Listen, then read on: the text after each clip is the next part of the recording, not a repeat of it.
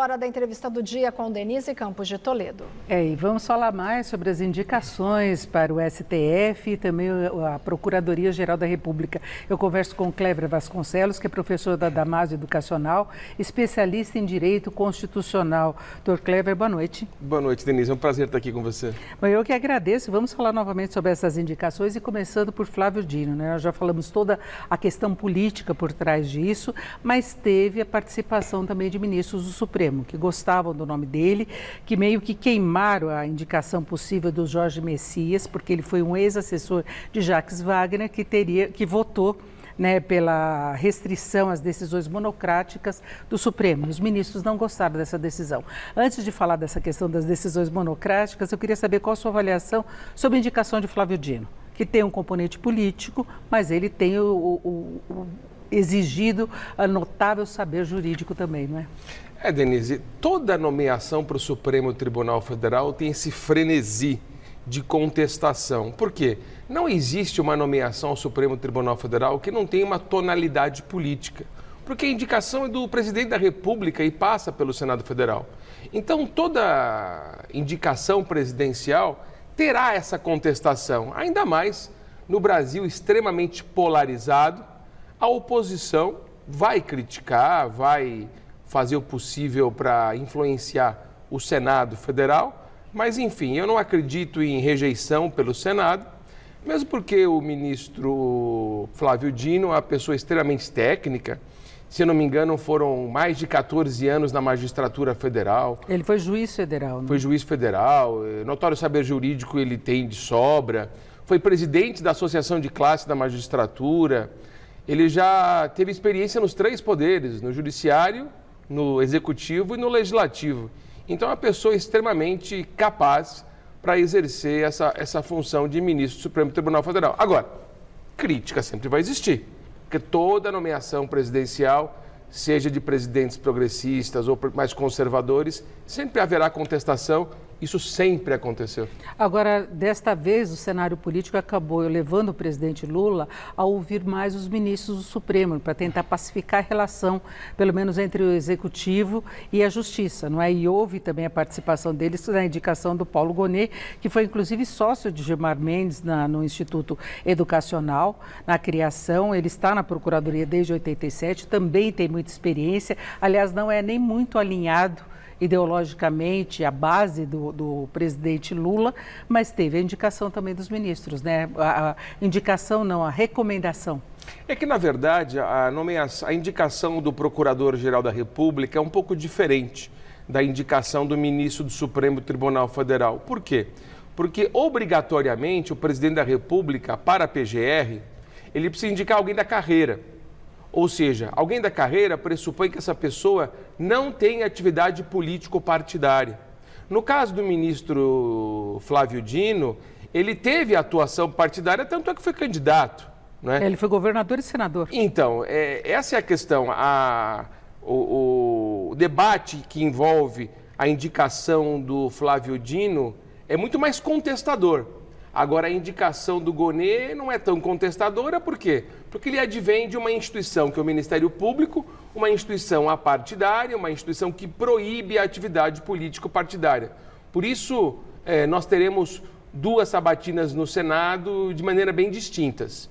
Uma sabatina mais quente com o Flávio Dino, creio que o Senado não terá problemas na aprovação, e uma sabatina mais suave, que é a do Gonet para a Procuradoria-Geral da República. Agora vamos falar de atuação do STF, porque Flávio Dino até levantou aquelas preocupações, o temor de um ativismo político maior do STF. Na sua avaliação, isso tem ocorrido?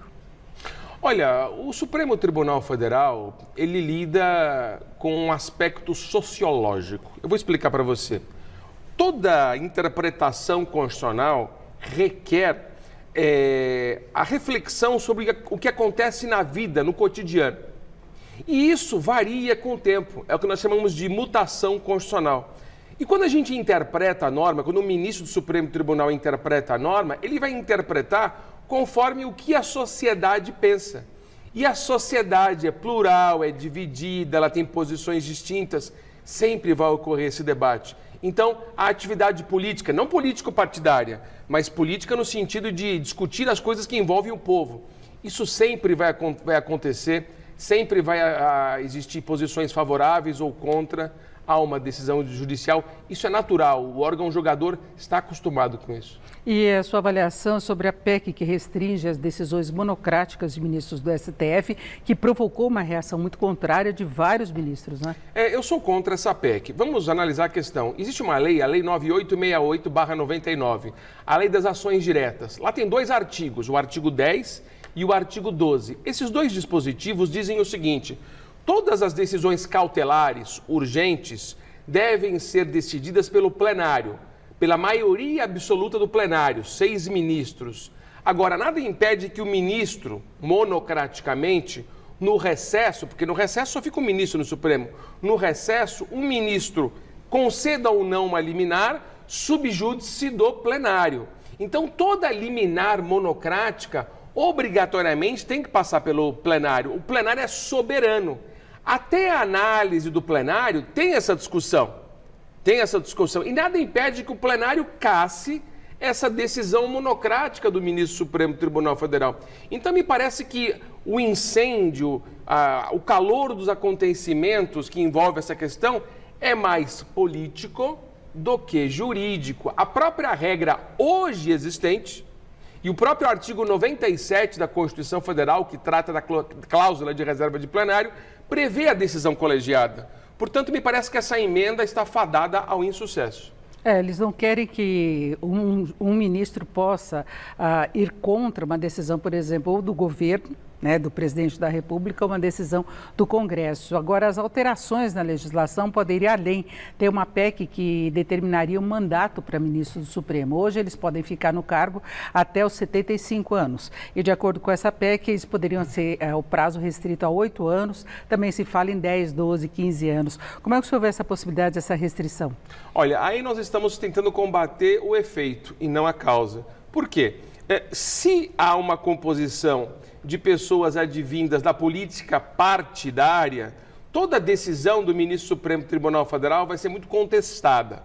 Se o critério de nomeação fosse mais técnico, nós não teríamos essa contestação. Portanto, eu penso que o mandato para o ministro do Supremo Tribunal Federal vai tornar o Supremo Tribunal Federal um trampolim para outros interesses.